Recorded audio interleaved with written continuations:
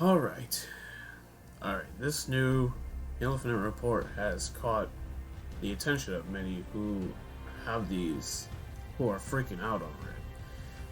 I have a different mindset, and I'm gonna go through this information that I'll explain my take and why people should calm down.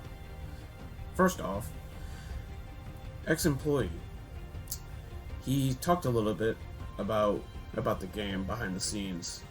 He thinks the overall product will still be great. The story is a big improvement and the gameplay is much richer, though the development cycle is too long. Do not expect it to be an epoch-making masterpiece. The executives were overly ambitious. They want to make Halo Infinite a semi-open world game, so the engine needed to be changed significantly. They had to make the game and develop the engine at the same time. Due to engine defects, many workflows were not ideal, though they are much more improved than before. Last year's demo was because of many engine features were not fully implemented at the time. For a variety of reasons, the game's content compared to the initial idea has been cut. Same for multiplayer. Some things he's made over the years will probably not be seen.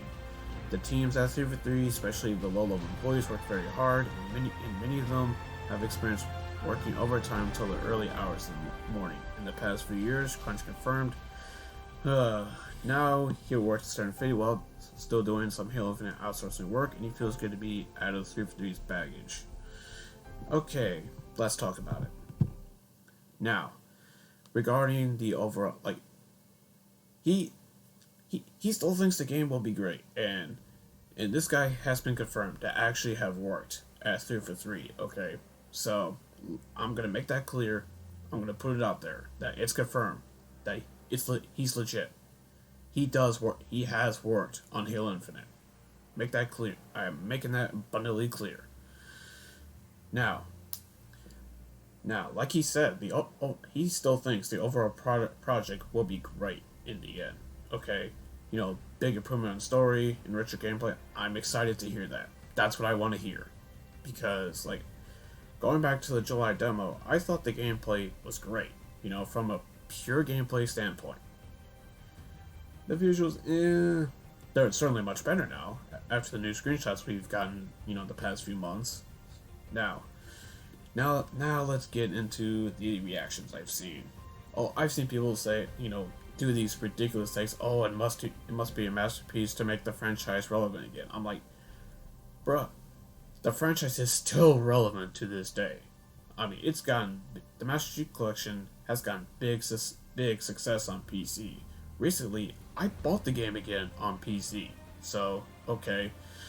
So trust me, the Halo franchise is still alive. Trust me. Halo Infinite can make it even bigger. Make it even bigger if the game, if they nail the landing of it with its, free-to-play multiplayer. So I'm looking forward to seeing multiplayer footage. Hopefully at E3 I'll make another video talking about my predictions for, what to expect from 343 at E3. So now then, on to the takes. Why do you people think every single game needs to be a masterpiece for it to be good? Not every fucking game needs to be a masterpiece.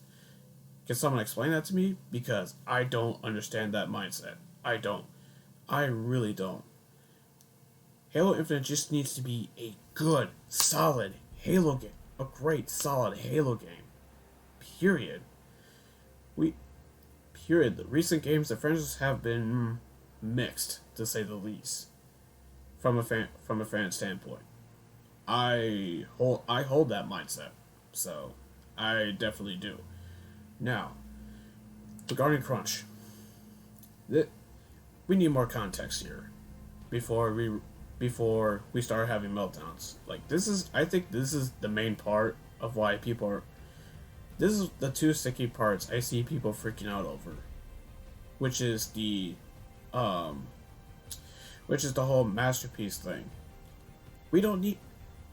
It doesn't need to be a masterpiece for the game to be. I would love it. I would love if it turns out to be. We'll have to wait and see. We just have to wait for the game to come out, and especially when flighting starts, which I assume to be after E3. So, and Crunch. like I said, we need more context as to like how many hours are people, are 3v3 developers making over there, So not only them, but the support studios that are helping them, like Skybox, Certain Affinity, Coalition. You get the idea. Now then, cut content. This ain't new. Doesn't mean it should be normalized. No, it shouldn't be. But that's just how game development works. As you downsize the scope as time goes on in game development. Halo 1 went through many different iterations before it launched, and it became, what we know and love to this day. So, I'm not surprised by that at all. So, I would love to know someday. I would like to know at some point, what this Conte was talking about. We may never know, but so. But all in all, people really need to shut the hell up. Let 3v3 make the game. Just let them. Leave them be. Just let them make the game. And we'll judge it on its merits and flaws when it comes out. When it comes out this holiday season. That's all I've got. That's all I've got to say here. So, this is Halo Gaming. Like, comment, subscribe. Let me know your thoughts on this report, and I will see you guys in the next one. Have a good day.